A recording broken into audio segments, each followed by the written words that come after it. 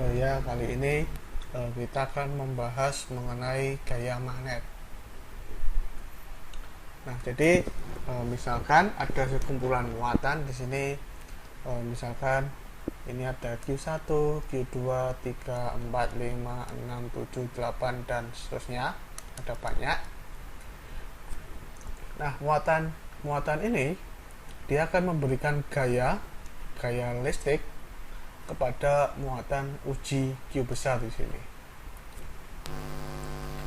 Nah, gaya yang dialami oleh muatan uji Q besar itu dia adalah jumlahan dari gaya-gaya yang diakibatkan oleh masing-masing muatan sumber.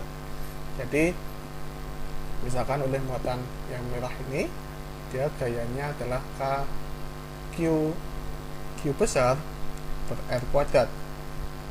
Dan kemudian dihitung untuk masing-masing muatan dan kemudian dijumlahkan. Nah, pertanyaannya, gimana kalau muatannya bergerak? Apabila semua muatan bergerak, jadi semua muatan, ya muatan sumbernya yang di sini dan juga muatan uji Q besar ini, dia keduanya bergerak, maka gaya yang dialami oleh muatan uji Q besar dia tidak akan sama dengan jumlah gaya elektrostatik. Jadi gayanya itu nggak sama. Terdapat gaya lain yang diakibatkan oleh muatan bergerak. Gaya lain yang diakibatkan oleh muatan bergerak ini dia disebut sebagai gaya magnet. Nah, ini dia adalah hasil eksperimen. Gaya magnet antara dua muatan Q besar dan Q kecil diberikan oleh hasil eksperimen. F magnet dia adalah μ0 per 4pi Q besar Q kecil per jarak antara kedua muatan itu dikuadratkan dikalikan kecepatan muatan Q besar vektornya dikalikan cross dengan perkalian cross antara vektor kecepatan Q kecil terhadap vektor satuan dari jaraknya, di mana koefisien konstanta μ0 ini disebut sebagai permeabilitas magnet yang nilainya 4pi kali 10 pangkat minus 7 Newton sekon kuadrat per coulomb kuadrat.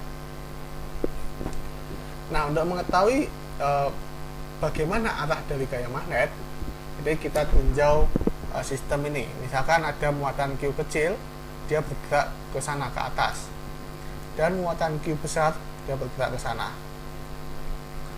Nah, di mana jarak antara muatan Q kecil dan Q besar vektornya itu dia adalah R Q kecil Q besar, sehingga vektor satuannya dia mengarah ke sana.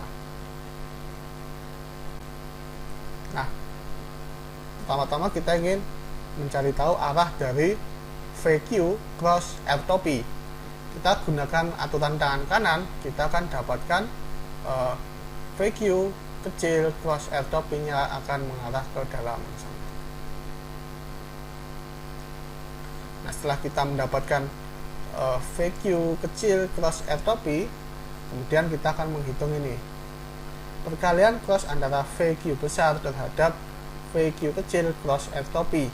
Dengan kaidah tangan kanan lagi, kita akan dapatkan gaya magnetnya mengarah ke sana, gitu. Nah, gaya total yang kemudian disebut sebagai gaya Lorentz yang diakibatkan oleh muatan Q besar akibat muatan M muatan yang bergerak, F-nya, F Lorentz itu dia adalah gaya elektrostatik ditambah dengan gaya magnetnya, tidak lain sama dengan jumlahan dari I sama dengan 1 sampai N seperempat pi epsilon 0 Q besar QI per jarak antara kedua muatan dikuadratkan ditambah μ0 per 4 pi Q besar QI per jaraknya kuadrat VQ besar cross VQI kecil cross R topi. Nah, di sini terlihat bahwa gaya magnet itu dia bergantung pada kecepatan masing-masing muatan uji maupun muatan sumbernya. Jadi ketika salah satu tidak bergerak, misalkan muatan ujinya dia tidak bergerak, maka gaya magnetnya akan sama dengan 0. Begitu pula kalau muatan sumbernya yang tidak bergerak. Jadi kedua-duanya harus bergerak. Nah, karena suku seperempat pi epsilon 0 Q kecil per R kuadrat jarak ini dia adalah medan listrik gitu kan. Jadi kita bisa definisikan gaya Lorentz, gaya total itu sebagai kombinasi dari Q besar medan listrik yang diakibatkan oleh muatan QI kecil ditambah dengan Q besar V Q besar cross BI, di mana BI, besaran BI ini kita sebut sebagai medan magnet. Nah, sekarang kita tinjau.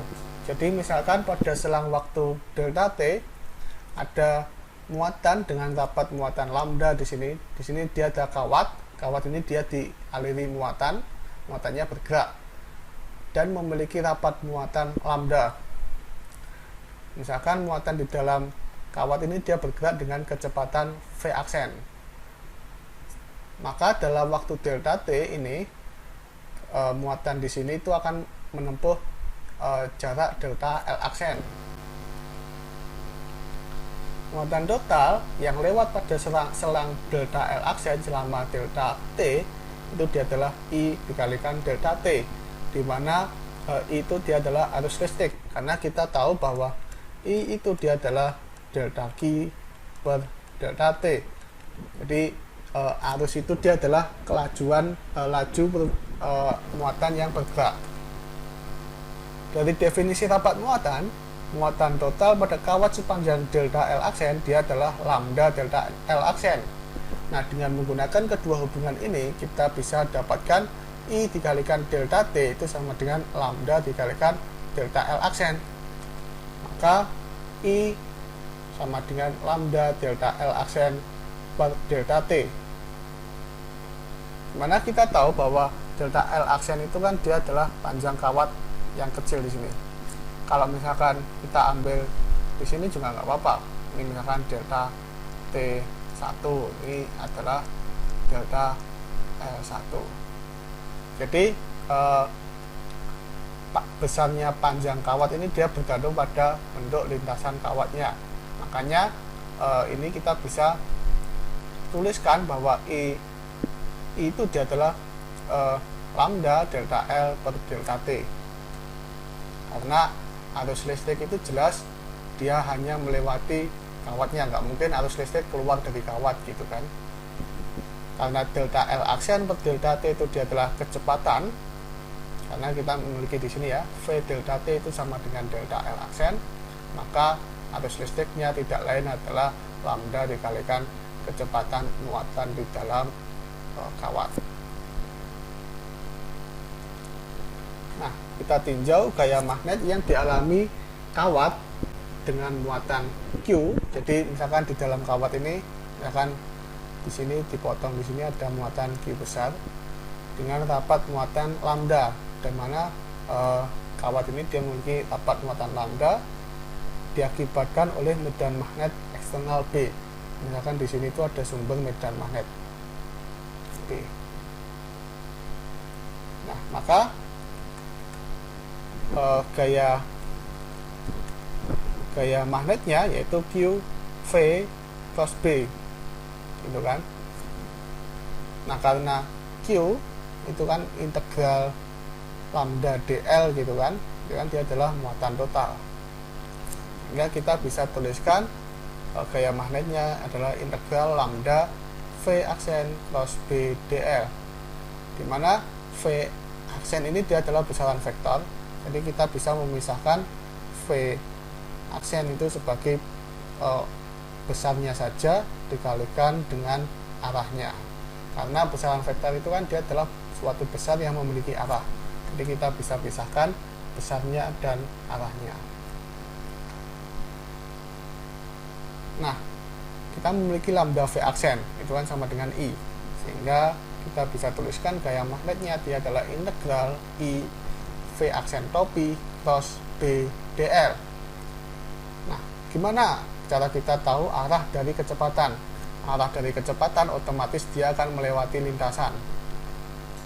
Jadi arah kecepatan itu tidak lain, dia adalah arah dari panjang kawatnya. Jadi V aksen topi itu pasti sama dengan arah panjang kawatnya, sehingga kita bisa tuliskan V aksen topi dengan DL ini menjadi sebuah vektor panjang kawat. Nah, selanjutnya kalau misalkan muatan ini dia bergerak pada sebuah lembaran atau permukaan.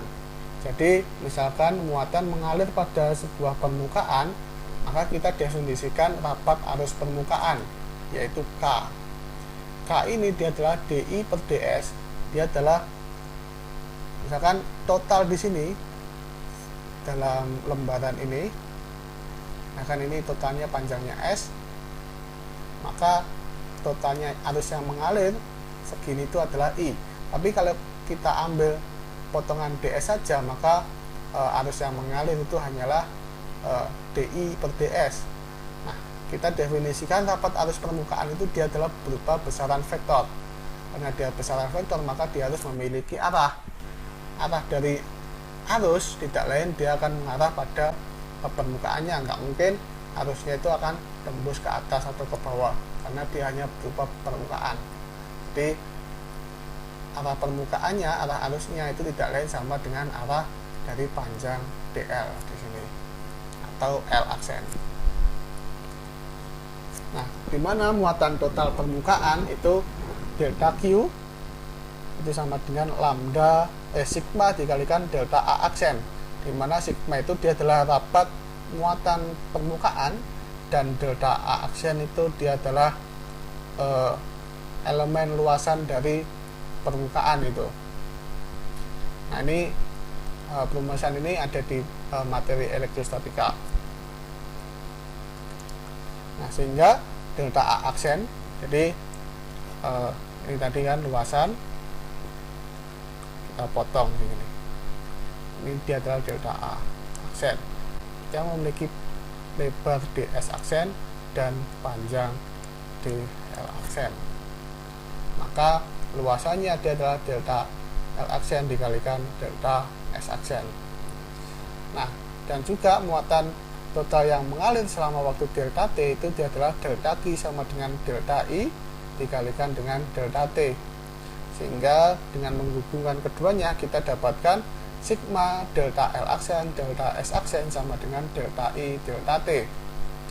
Ketika kita bagi, kita pindahkan ruas, kita dapatkan sigma delta L aksen delta T sama dengan delta I delta S, sehingga kita dapatkan sigma dikalikan kecepatan sama dengan rapat arus permukaan, karena kedua-duanya itu dia mengarah ke arah yang sama, dimana arah dari panjang ini, arah dari elemen panjang di sini kan pasti mengikuti dari bentuk permukaannya. Begitu pula arah arus kan juga mengarah ke permukaannya gitu.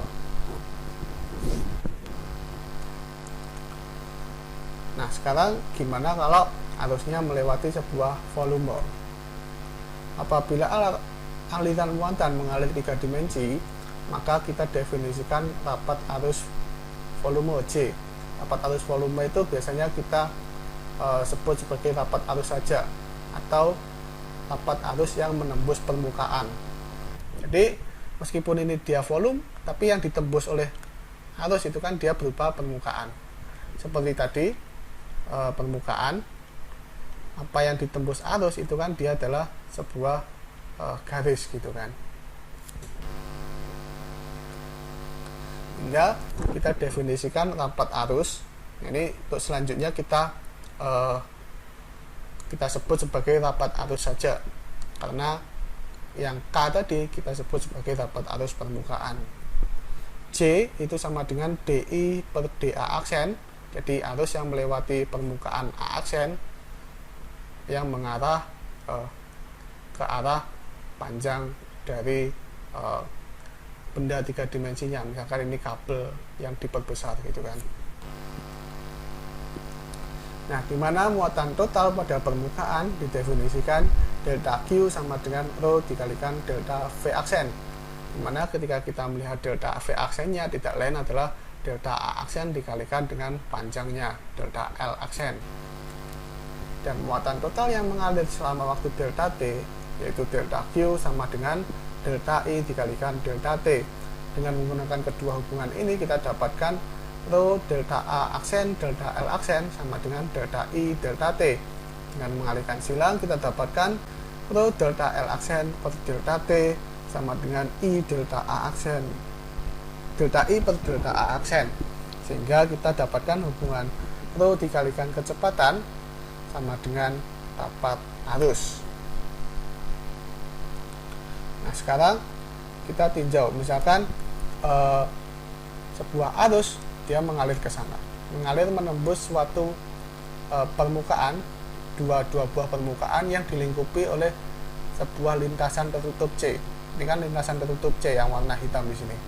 Dan ada dua permukaan yang diarsir, yaitu S1 di sini yang diarsir oleh warna hitam dan S2 yang diarsir oleh warna merah di sini. S2 itu bentuknya seperti, jadi ini bentuknya seperti setengah lingkaran gitu. S2 itu bagian permukaannya dan S1-nya itu yang di bagian alasnya di sini. Dua-duanya kan sama-sama dilingkupi oleh permukaan tertutup C. Jika I1 arus yang lewat oleh permukaan S1 tidak sama dengan arus yang keluar, maka arus yang keluar tidak sama dengan arus masuk gitu kan. Jadi artinya muatan total di dalam volume V, QV itu akan naik dengan kelajuan I1 minus I2. Nah, dengan demikian kita bisa bentuk dQV per dt itu sama dengan I1 minus I2. Nah, jika kita miliki QV itu adalah integral rho dV aksen, dan I1 dan I2 tidak lain adalah integral permukaan di permukaan S1 yang lewat S1 J dot ds1, mana J itu rapat arus ya, jadi dia rapat arus yang menembus permukaan S1 tidak lain adalah arus I1, dan rapat arus yang menembus permukaan S2 tidak lain dia adalah I2. Nah, kalau kita misalkan S3 itu adalah negatif dari S1, karena S1 itu dia mengarah tetap maju kan, karena dia ya arusnya mengarah ke sana. Jadi kita definisikan S3 itu mengarah kebalikan dari S1, sehingga di sini kita bisa tulis dalam suku S3 yaitu negatifnya. Di negatif integral S3 J dot ds3. Nah, ini minus-minus bisa kita keluarkan, kita dapatkan integral tertutup. Jadi kalau kita lihat di sini S3 mengarah keluar, S2 juga mengarah keluar, maka ini akan membentuk sebuah integral tertutup yang dilingkupi oleh permukaan S. Nah, dengan teorema divergensi, yaitu divergensi